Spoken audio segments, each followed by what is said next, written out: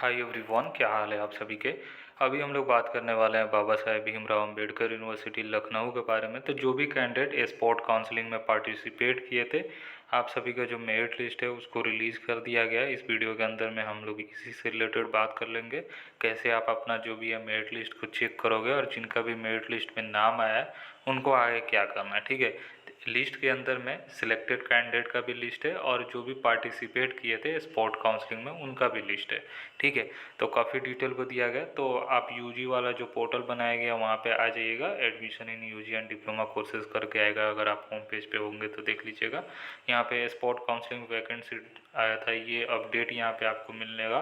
थोड़ा सा नीचे आप आओगे तो यहाँ पे मेरिट लिस्ट आपको देखने को मिलेगा। यहाँ पे देख लीजिए, स्पोर्ट काउंसलिंग के लिए जो भी कैंडिडेट गए थे आप सभी का मेरिट लिस्ट से रिलेटेड भी यहाँ पे अपडेट कर दिया गया है। Sport merit UG and diploma programs 2025-2026। तो सिंपली क्या करना है, अभी यहीं पे आपको क्लिक कर लेना है। ठीक है, चलिए अब हम लोग यहाँ पे क्लिक कर लेते हैं। जैसे ही आप क्लिक करोगे, हाँ, पेज आपका ओपन हो जाएगा। अब यहाँ पे देख लीजिए, सारे कोर्सेज़ का लिस्ट दिख जाएगा। दोनों कैंपस के लिए आपका दिख जाएगा। अगर आप सैटेलाइट सेंटर अमेठी में गए होंगे, स्पोर्ट काउंसलिंग का जो था कि आपको जो भी मतलब कैंपस में जाना है उसी कैंपस में जाके आपको स्पोर्ट काउंसलिंग करवाना पड़ेगा। ठीक है, उसी कैंपस के डिपार्टमेंट में। ठीक है, तो आप जो भी कैंडिडेट गए थे वहाँ पे पार्टिसिपेट किए थे, वहाँ पे काफ़ी कैंडिडेट ने बोला कि डॉक्यूमेंट तो नहीं लिया गया, बस वहाँ पे साइन करवाया गया। तो जो प्रोसीजर था आपने फॉलो कर लिया है। ठीक है, अब आपका जो भी पार्टिसिपेट किए हैं उनका ही लिस्ट आया और जो जो सिलेक्टेड कैंडिडेट है उनका लिस्ट है और जो कैंडिडेट पार्टिसिपेट किए थे उनका भी लिस्ट है, वहाँ पे आपको शो कर जाएगा। अब जो लोग नहीं गए थे वो आप जो एडमिशन है यहाँ से आप बाहर हो चुके हो एडमिशन राउंड से। स्पोर्ट काउंसलिंग इसलिए करवाया जाता है कि जो भी कैंडिडेट इंटरेस्टेड हैं वैकेंट सीटों के लिए उनको दिया जाता है। क्योंकि क्या है कि जो लोग इंटरेस्टेड रहते हैं कि हाँ, उनको पता चल जाता है कि हाँ ये कैंडिडेट को आना है, तो उस हिसाब से मेरिट बनता है। ठीक है, अब देख लीजिए जो भी कैंडिडेट है, आप अपना मेरिट लिस्ट चेक करने के लिए यहाँ पे सिंपली आपको जैसे फॉर एग्जांपल बीकॉम ऑनर्स का देखना है तो यहाँ पे क्लिक करोगे तो यहाँ पे बीकॉम ऑनर्स करके दिखेगा। यहीं पे आपको क्लिक करिएगा, क्लिक कीजिएगा तो आपके सामने पीडीएफ ओपन हो जाएगा। थोड़ा सा आप रुक जाइए, हाँ, पीडीएफ आपका ओपन हो चुका है। अब यहाँ पे देख लीजिए, यहाँ पे आपका ये तो नोटिस है और नीचे आप आओगे थोड़ा सा, अब देख लीजिए यहाँ पे department of commerce BCom honours unreserved का भी आया है। टोटल वैकेंट सीट थी 10 और 10 कैंडिडेट का यहाँ पे सिलेक्शन हुआ है। ठीक है, यहाँ पे आप देख सकते हो कितने मार्क्स पे मिला है। ठीक है, जो लोग पार्टिसिपेट किए थे जिनका ज़्यादा मार्क्स उसमें था। ठीक है, for example 50 candidate, for example मैं बता रहा हूँ, 50 कैंडिडेट पार्टिसिपेट किए थे। अब उनमें से देखा जाएगा जिनका ज़्यादा रहेगा उनको ऑफर किया जाएगा जो भी वैकेंट सीटें रहेगी। अब एससी में भी 10 सीटें अवेलेबल थी, तो एससी कैटेगरी के देख लीजिए यहाँ पे 10 सीटें अलॉट कर दिया गया कैंडिडेट को।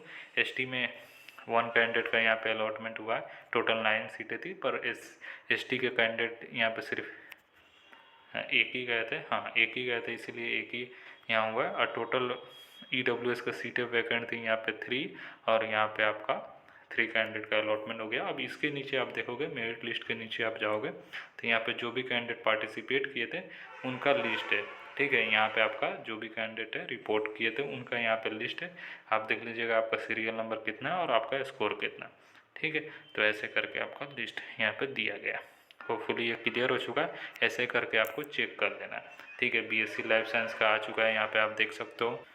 ठीक है, यहाँ पे बीएससी लाइफ साइंस है, बीएससी आईटी है, satellite centre Amity integrated, BSc MSc, BSc geology, ऐसे करके जो जो कोर्सेस है। बीकॉम ऑनर जो सैटेलाइट सेंटर एमिटी का है, बीसीए है, बीबीए ऑनर्स का भी आ चुका है। बीबीए ऑनर्स का भी देख सकते हो, BBA LLB, BA honours public administration. इसको ओपन करना है, सिंपली आप यहाँ पे क्लिक करोगे तो आपके सामने जो है ओपन हो जाएगा पीडीएफ। हाँ, देख लीजिए यहाँ पे आपका ओपन हो चुका है, जितने भी सीटें अवेलेबल थी यहाँ पे अलॉटमेंट कर दिया गया। ऐसे करके आपको सीटों को देख लेना है।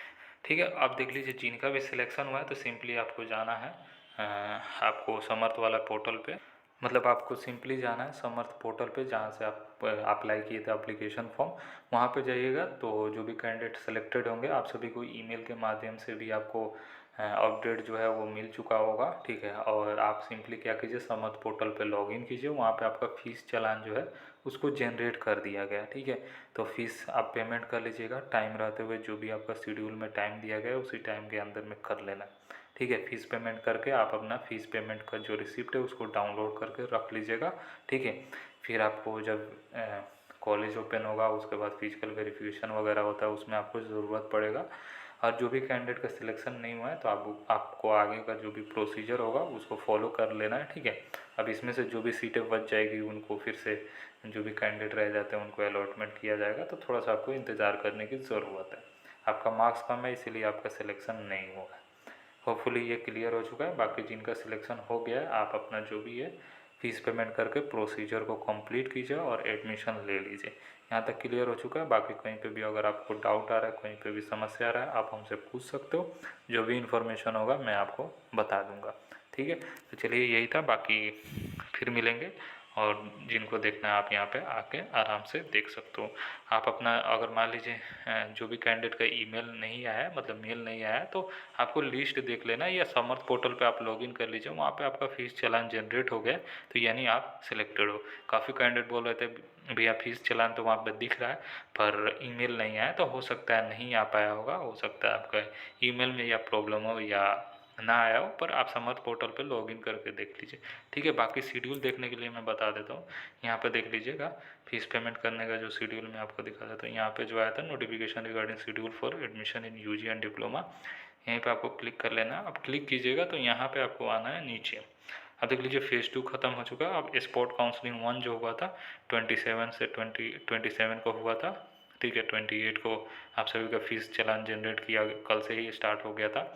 अब लास्ट डेट फ़ीस पेमेंट करने का है 29 अगस्त 2025। जिनका भी मेरिट लिस्ट में नाम आ गया तो यानी कल है, आज है ना 29, आज है 29, ठीक है।